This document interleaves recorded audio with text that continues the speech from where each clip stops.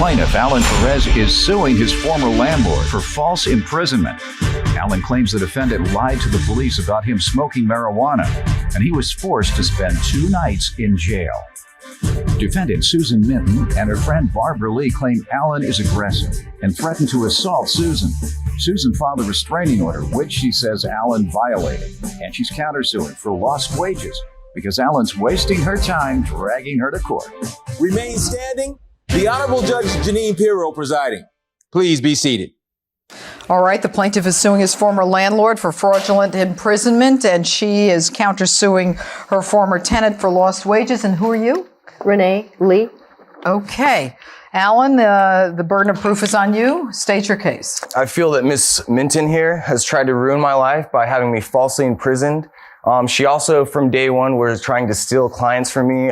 It's been a problem with us from day one. I talked to her about it. I felt that she just couldn't handle the competition, basically. What business are you in? It's a dog grooming salon. Okay. And my girlfriend and I took over about 2008 What in is her November. name? Whitney Taylor. All right. Miss Minton actually wanted the clientele, but the old owner felt that we would do a better job. So he sold us the business.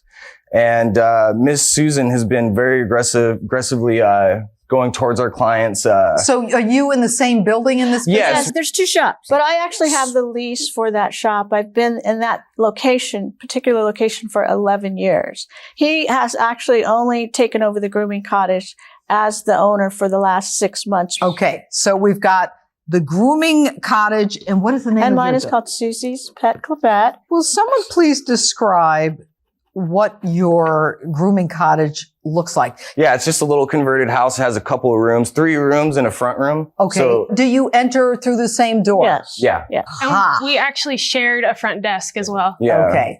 Okay. And All right. Your Honor, so on May 16th was the only real confrontation that was ever a problem with us. We would have our words, but basically Miss Minton confronted one of my friends who was just coming to visit me.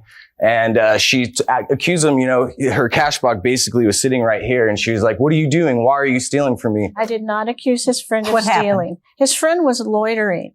I didn't know who this Loitering? Yes, exactly. He was meandering around the shop. I don't know who he was. He was a stranger to me. He's sitting behind the cash box at the counter. And I just said, "Look, you really don't have any business here. You need to leave." And what happened? That enraged Alan. He became enraged. He started yelling at me. He started swearing at me. He was puffing out his chest. He was standing in my face, clenched fist, threatening to hit me.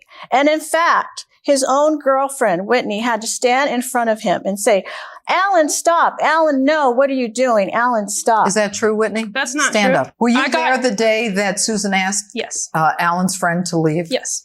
What happened? I was working. I was doing a dog. And she just came up and she was like, "Why are you here? Like, who are you?" Like, all rude. And he was like, "Excuse me." And she's like, "I don't know what you're doing, or you're stealing. You're behind the counter. You like, So what are she you did doing?" allege that he Yeah. had No, No, stolen I did not. And I was just like, did I was not like, allege he was wow. stealing. Like, Okay. Do you have a statement from this person?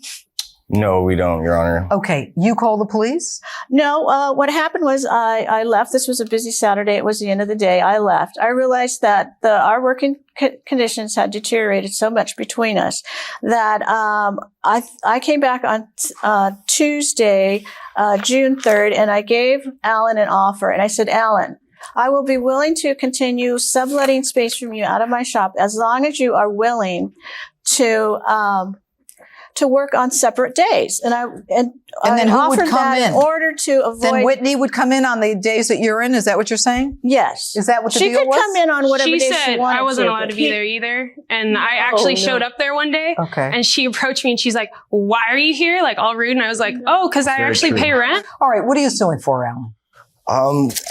Damages due to bail for the false imprisonment. Whoa. I didn't get to that. June 2nd, Miss Minton came, like she said, and we were discussing terms and everything like that. I didn't agree to it. She actually wanted to charge me $100 more, which she actually wrote out a receipt for $850 because she just assumed I was going to pay it. No, Whitney had agreed to it. Whitney agreed to it. She asked you for $100 more for rent? For rent. Yeah, and per I month. Did you have a month-to-month tenancy or lease? Yes. Just a month Just a month-to-month. tenancy. That's all. Okay. And basically, she wrote out this receipt for $850, and you can see I've been paying $750 every other month. She wanted the $850. I gave her the check for $750. She got very irate. She made kind of like this little dinosaur noise and kind of like kind of like that. She told me, quote, "Alan, you will be sorry. I'm getting a restraining order on you." And I was like, okay, because she had no evidence. So she went down to the courtroom and typed out this declaration, which was nothing close to what happened. What do you say in the declaration? Go ahead. He threatened me a few days before. How did he threaten you? What did he say? Basically, when he got so angry with me when I made his friend leave on that Saturday, right? And I felt very physically threatened. He held up his fist, and Whitney had to get in front of him to stop him from hitting me. But Whitney says it didn't happen. Well, it did. And then I had the weekend to think about it. I came back. I offered for he and I to work on separate days. He declined, refused that offer. He would not do it. So then you raised the rent to $850. Absolutely not. I did that because I had talked to Whitney and she had agreed to it because the rent was low in the first place. No. But anyway, Your Honor, they refused that offer. So I immediately went down to the courthouse and got a temporary restraining order against Alan for being aggressive towards me. 2 weeks after the incident that she's supposedly so afraid of. No police report made. But you know what? You said to me that you had been thinking for a long time that $750 was way too cheap. I just counted it. They paid you $750 for 10 months. You decide when you get into a fight that it should be $850? I decided I had put up with enough and that it was time to raise the rent. In a month-to-month tenancy, you have that right. But it all kind of fits in. I think I know what's going on here. Okay, go ahead. Miss Lee walked into the store, first thing right out of her mouth, "It smells like pot in here," which I took as a very, very, very strong hit because I have never touched the stuff myself. Oh my gosh! And I you know what, I hardly even drink pot every day. Okay, and he's a heavy drinker. How do you know? He does it in the shop. All right, Renee, you go and you smell pot. Okay, what do you do? I'm with my 13-year-old niece. We're 3 feet into the door, and I'm like, reeks like pot. I look at him and I said, "Nice. You're violating a restraining order and you're smoking pot." She did not Why say. is he violating the restraining order? Because there's a restraining order there. But I thought that there were alternate days. He had refused the alternate days. And then I got the restraining order. And so I said that he could continue working there as long as there were no more problems. But Your Honor, smoking pot at work is a problem when you're working with animals. Would you like somebody working on your dog with a joint in one hand and scissors in the other? Yeah, that's No, but the visual is hysterical.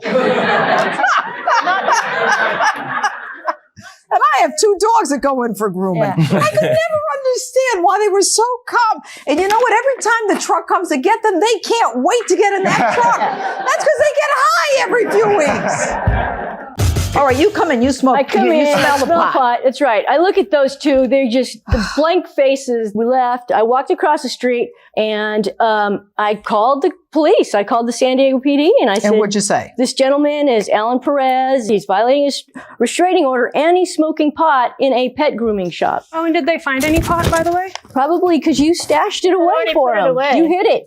Your Honor, can I speak really quick? Go ahead. The officer came in and he was like, "Well, we got complaints, about a restraining order and that it was smelling like marijuana in here." And he kind of chuckled. He was like, "I don't smell the pot, but you're gonna have to come with me." Do you have a police report? Well, I have this. This is my bail from when I finally left jail. What are you charged with? I was charged with violation for a restraining order and I had a $10,000 bail. Here's my mugshot and stuff. I mean, I brought, just for evidence, here's that. All right. Basically, so I get out of jail. It was the 2 most terrible days of my life. The 16th and the 17th I had to spend, with just the worst people you could ever imagine. There's people with tattoos on their eyes, people that was stealing cars. People, that's what happens when you make bad choices. Excuse me.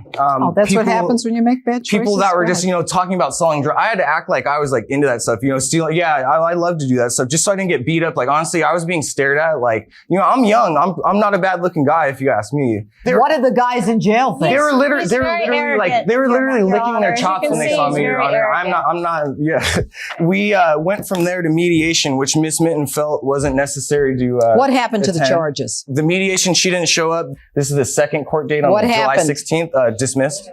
Dismissed? Dismissed. By whom? The judge, he said that it was that she was making a mockery of the justice system. All right. Did you show up, Susan? I did not, Your Honor, but I Why did not? call, and because I actually got stuck at work. At this point, they had moved out of the shop. This was like the second part of June. They had vacated the premises, and I was happy with that. So I decided to drop it. How many times was it scheduled that she didn't show up? Twice. Twice. Okay, good. All right, good. Excuse Sit me, down, I Whitney. did show up Sit to down. the original hearing. Sit down. The plaintiff is suing and is alleging that he was fraudulently imprisoned as a result of the defendant's actions. And the defendant is countersuing the plaintiff for lost wages because you had to appear here today? Right, for 2 days. For 2 days. Because I don't get paid for not All working. right. Your Now, Honor. I am rendering my verdict.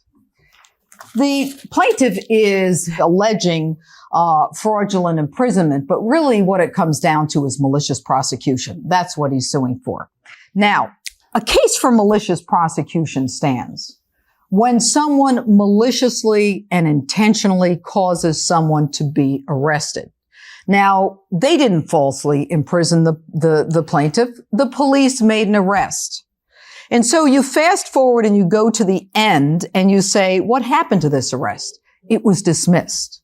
Why was it dismissed? It was dismissed because the defendant did not bother to show up to prosecute the restraining order. So then you say to yourself, well, you know, it's kind of interesting. The restraining order from the inception was rather iffy. She had given it a lot of thought, which is why she waited so many days to go to court to get it in the first place. She also alleges marijuana. The cop doesn't make an arrest for marijuana.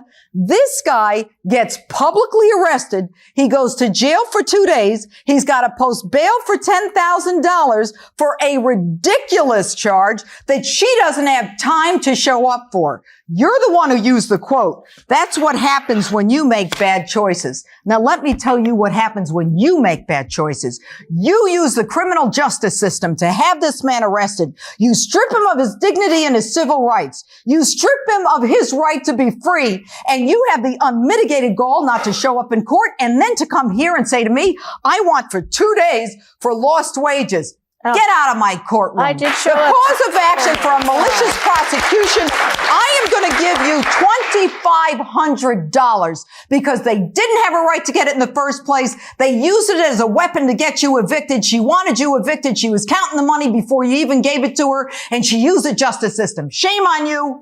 So ordered. I honestly feel like I have a voice. There's actually a justice system for all you people out there. If you ever feel that you're being wrong, don't stop. Just don't stop. Go on this show. Go to Judge Pirro. She'll help you out. I think he's basically a big old pothead that lies, and he got what he deserved.